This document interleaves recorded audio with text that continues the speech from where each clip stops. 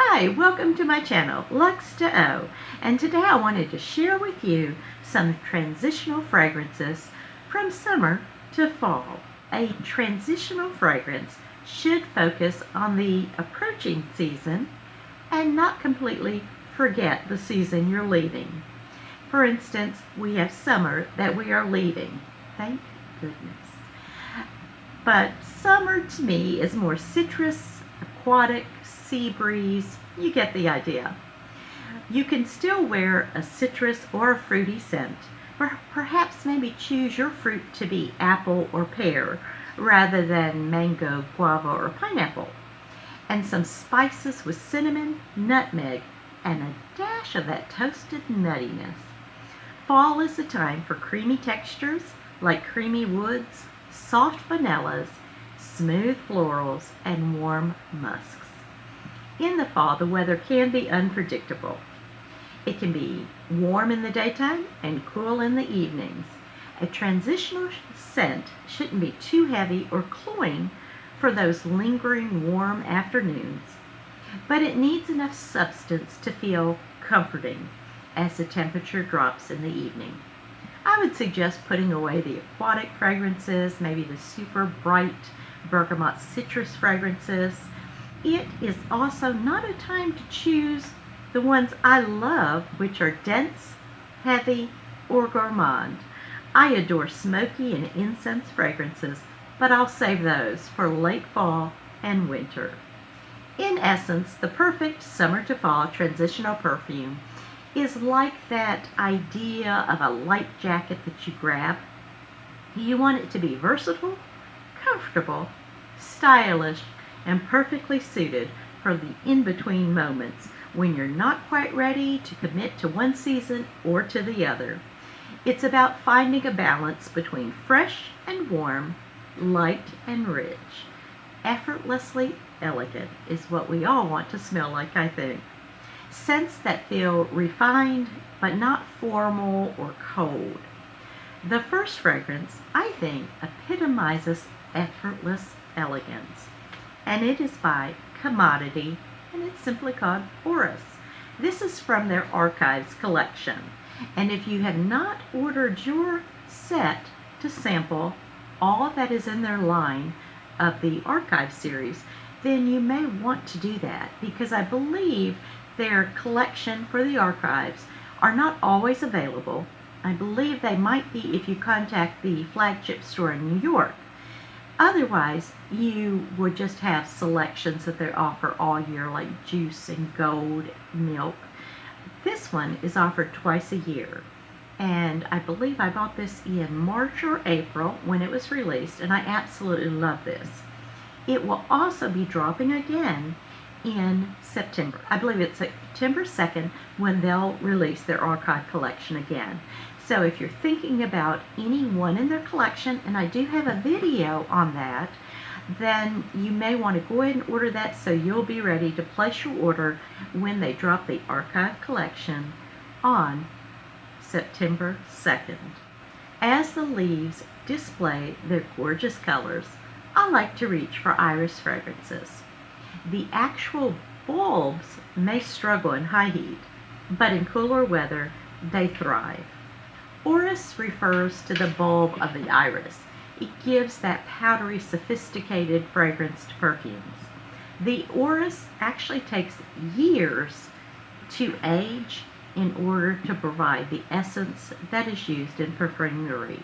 So we can see why they can be highly valuable ingredients and why the prices for a lot of the fragrances may be increasing over time as the raw materials increase too with prices. This one opens with a sparkling kick of pink pepper and coriander seeds to give it a slight woodiness. It's soft, clean, with an aromatic touch.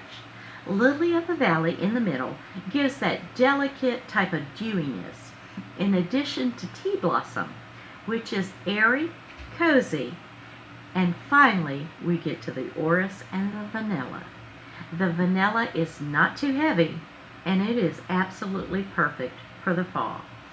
3 words to describe Commodity's Orris would be refined, earthy, and rich.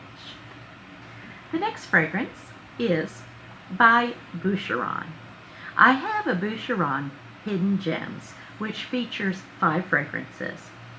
Now, I do have another video planned with an additional 5 fragrances from this line of Boucheron, which I believe has been discontinued. Certainly they're harder to find now, and they're not on the Boucheron website.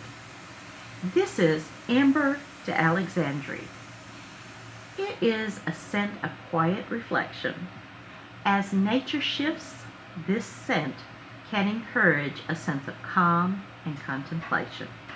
Amber is a complex note and can create a tranquil and even therapeutic atmosphere, perfect for the fall. It's like unwinding at the end of a long day. Amber can be worn on the cooler days and any time of day. The amber fragrance is soft and very captivating. I have a video with that lineup of the other Boucherons, and in that video I did feature an iris fragrance, which is quite lovely. I found very few from this fragrance line that I would say would not be worth the money if you like the notes. This is 4 ounces of fragrance, quite a lot. This has become a lot darker as time has gone on, and it is absolutely gorgeous. And at less than $90 is what I paid for this. It is absolutely a winner to me. I have found, as I mentioned, all of them to be hidden gems. It's kind of like looking for fossils or crystals. It doesn't matter how many you find, the thrill of finding another one remains exciting. If you try this fragrance, keep in mind how easy it is to layer with soft, light woods, light smoky vanilla, or even florals to create your own unique scent. And I also think the amber could definitely be combined with many other fragrances you may have. 3 words for Boucheron's Ambre d'Alexandrie would be meditative, timeless, and mysterious. Its complex aroma can create that tranquil and calming type of atmosphere. The next fragrance is featuring vanilla, which can be quite refined. And I'm not talking about a sugary, sweet, bakery type of vanilla, but I'm talking more about a dry, woody, smoky vanilla absolute. It adds warmth without feeling heavy. I like the one by Dries Van Noten, and I'll pop a picture up, of Vanilla Camophlague. I have a sample of it, and I absolutely think it's gorgeous.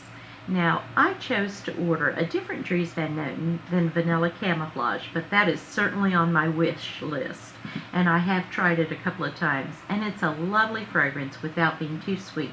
It truly is a unisex fragrance and can be used all year, in my opinion.